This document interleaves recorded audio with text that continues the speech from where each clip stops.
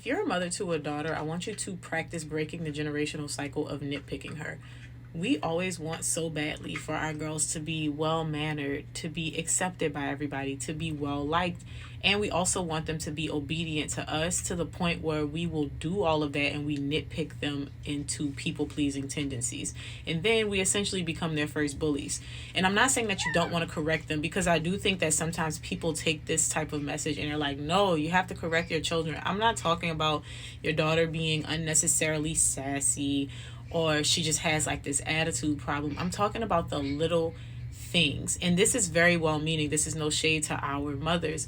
But I can remember sometimes just being who I was and just existing and being picked on for things or being overly corrected for things that just weren't necessary. And I catch myself sometimes stopping, like, okay, that's not necessary. You know, like my daughter, she might want to wear her hair a certain way. And it's like, okay, that's just self-expression. It's not all over the place. It's a style that I would prefer that she not want, but it's not something that's inappropriate for her. It's just a matter of expression.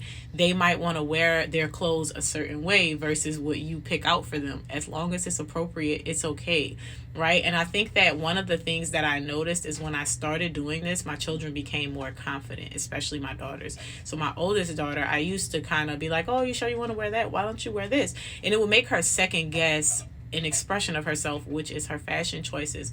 Whereas now I just kind of affirm her. I'm like, oh, that outfit is really cute. I like the way that you put that shirt together. Even if it's not something that I care for, if I know that she took the time to put the outfit together and she looks appropriate and it's okay to leave the house looking like that, I leave her alone. I don't nitpick her about like the jewelry that she wants to wear. I don't overly correct her about things that don't require my correction, because I find that we were so nitpicked. I'm saying we to the people that I'm talking to.